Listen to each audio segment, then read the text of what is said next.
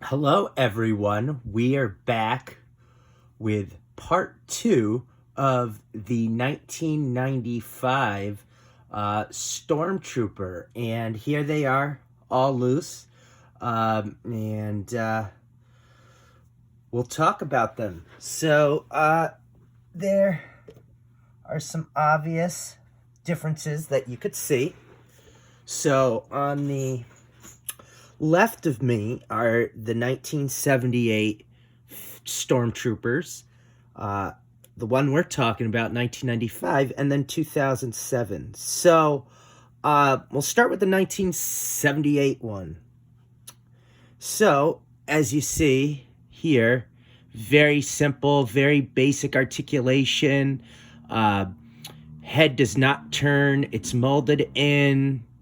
Its blasters very simple, and it's not even painted in all the areas that a stormtrooper is supposed to be, but you know what it is when you see it. And also, here's a variant of the stormtrooper as well. The other one was made in Hong Kong. This was made in China. It has a rounded bar on its left leg.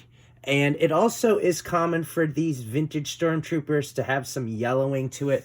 To find it in this condition is pretty difficult. This is pretty much common. It's not going to bother me because it's just a variant. So yeah, those are the vintage stormtroopers. And then here we come to ours from 1995. And I'll take him off his stand since he keeps falling off that. So here it is.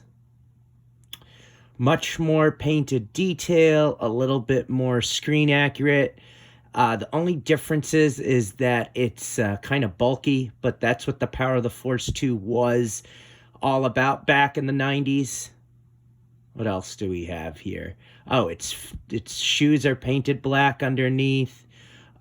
So yeah, it's more bulkier. It's got a little bit more screen accurate of weapons. I don't remember seeing this in the films, but this is something we'd probably see, in the original trilogy somewhere. And its peg holes are much smaller. And on the back, it just says 1995. Lucasfilm Limited, LFL, and then Kenner in China. So we're going to put them back on the stand here. Okay. And then here's our 2007 one, which is very screen accurate. I don't think you could get more screen accurate than this. Its head swivels. It's got the little backpack on the back of its waist where Luke had the grappling hook.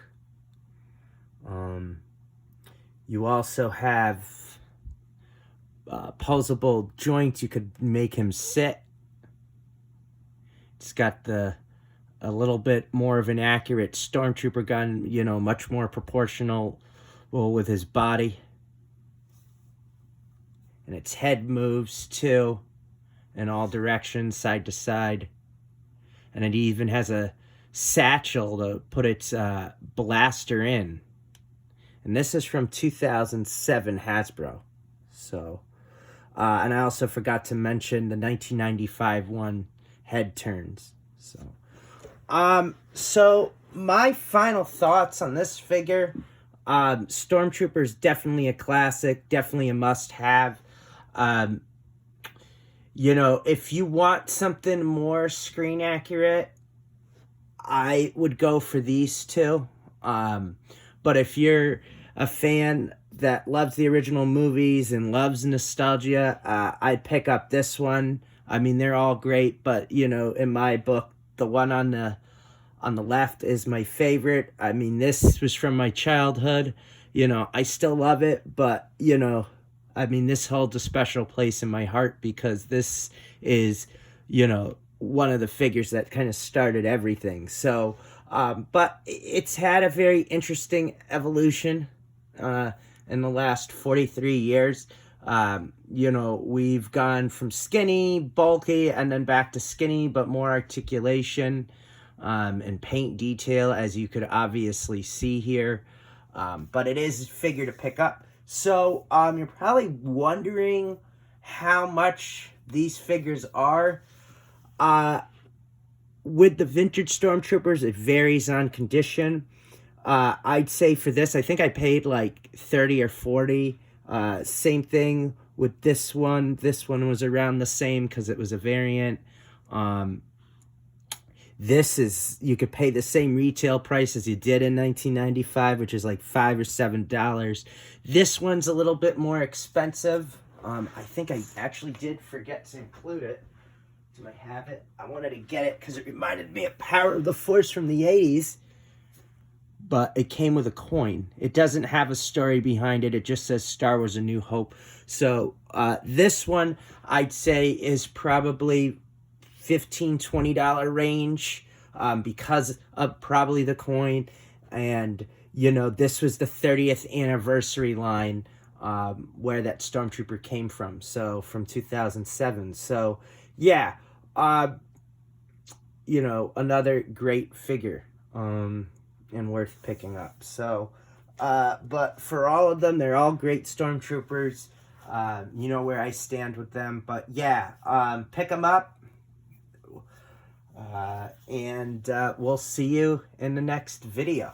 Take care. Bye.